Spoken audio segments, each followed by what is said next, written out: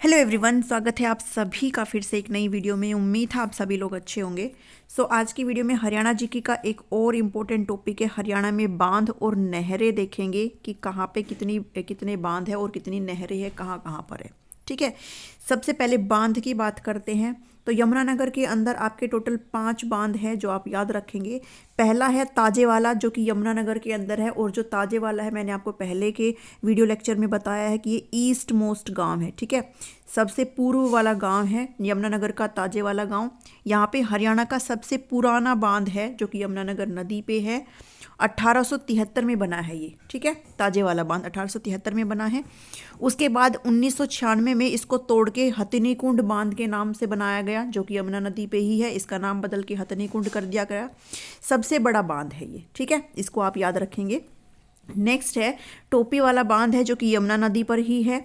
पथराला बांध है जो कि सोम नदी पे है। और दादूपुर बांध है जिसको कच्चा बांध बोलते हैं, ये कहाँ पे है? ये भी सोम नदी पे है। तो आप ये सारी चीज़ याद रखेंगे। उसके बाद पंचकुला के अंदर 2 बांध है जिसके अंदर सबसे पहला है कोशांग बांध जो कि कौशल्या नदी पे है, और कौशल्या बांध ये भी कौशल्या नदी पे है। और ये जो कौशल्या बांध है ये पंचकुला के पिंजौर में है। आप इसको भी याद रखेंगे, फैक्चुअल चीज़ें हैं, ध्यान रखिएगा। फरीदाबाद के अंदर आपके 2 बांध हैं। सबसे पहला है अनंगपुर बांध, ये किसी नदी पे नहीं है। ठीक है, अगर आपसे कोई पूछे कि कौन सा बांध है जो किसी नदी पे नहीं है फरीदाबाद में, तो वो अनंगपुर बांध है। पल्ला बांध है, ये यमुना नदी पर है। रेवाड़ी के अंदर मसानी बांध है जो कि साहिबी नदी पर है। ठीक है, तो ये आप याद रखेंगे। कुरुक्षेत्र के अंदर जलभेरा बांध है जो कि मारकंडा नदी पे है। सिरसा के अंदर ओटू विराज बांध है जो कि किस पे है? घग्गर नदी पर है। हिमाचल प्रदेश के अंदर भाखड़ा बांध है जो कि सतलुज नदी पर है। सतलुज नदी हरियाणा में फतेहाबाद से एंटर करती है। ठीक है, और दिल्ली के अंदर ओखला डैम जो कि यमुना नदी पर है। तो आप याद रखेंगे। हरियाणा में नहरें की बात करेंगे, बांध हो चुके हैं, नहरें देख लीजिए। सबसे पहली है भाखड़ा नहर जो कि 1954 में ये नहर बनी है सतलुज नदी पे। ठीक है, सतलुज नदी पे हरियाणा में सतलुज नदी फतेहाबाद में प्रवेश करती है और 2 भागों में बट जाती है। सबसे पहला है नरवाना ब्रांच जो कि जींद में है, और दूसरा है बरवाला ब्रांच जो कि हिसार में है। जो नरवाना ब्रांच है इसके अंदर 2700 क्यूसेक पानी है, और जो बरवाला ब्रांच है उसमें 1700 क्यूसेक पानी है। ठीक है, आप ये सब याद रखेंगे।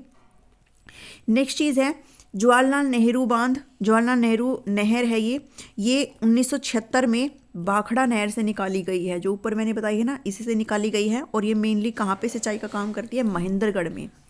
क्वेश्चन आ सकता है नहरों से सिंचाई करने वाला हरियाणा का जो जिला है वो कौन सा है? भिवानी। भिवानी में किससे सिंचाई होती है? नहरों से सिंचाई होती है।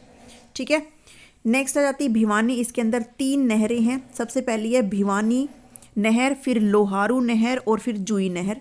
भिवानी नहर को BN चक्रवर्ती भी बोलते हैं, और लोहारू नहर को इंदिरा गांधी नहर बोलते हैं, और जुई नहर को बंसीलाल नहर बोलते हैं। ठीक है, अब ये जो है भिवानी नहर जिसको BN चक्रवर्ती नहर बोलते हैं 220 किलोमीटर है। लोहारू 225 किलोमीटर की है, और बंसीलाल नहर जिसको जुई नहर बोलते हैं 170 किलोमीटर की है।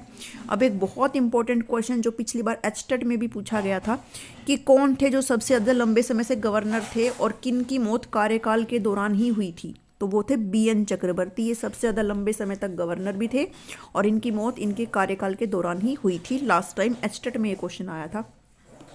हरियाणा की सबसे लंबी पूछे, सबसे प्रमुख नदी, सबसे लंबी नदी, सबसे पुरानी नहर कौन सी है? तो आप कहेंगे पश्चिमी यमुना नहर है। ठीक है, पश्चिमी यमुना नहर के बारे में देखते हैं। ये हरियाणा की सबसे पुरानी नहर है, सबसे लंबी है, सबसे प्रमुख है। इसको 1879 में ताजेवाला बांध से जोड़ा गया।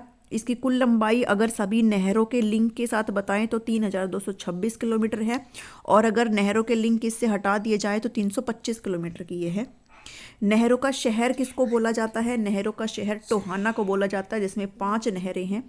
नहर निर्माता फिरोज शाह तुगलक थे, और हरियाणा में सिंचाई का सबसे बड़ा माध्यम नहर नहीं है बल्कि क्या है? नलकूप है। 52% सिंचाई का काम यहाँ पे हरियाणा में किससे होता है? नलकूप से होता है। ये था आज की वीडियो में। नेक्स्ट टाइम मैं कृषि और पशुपालन का जो है टॉपिक कवर कर दूंगी। उम्मीद है आपको वीडियो हेल्पफुल लगी होगी। वीडियो पसंद आती है तो इसको आप ज़रूर लाइक करके जाइएगा, चैनल को सब्सक्राइब कर लीजिएगा for more updates and for more videos. Thank you, thanks for watching me.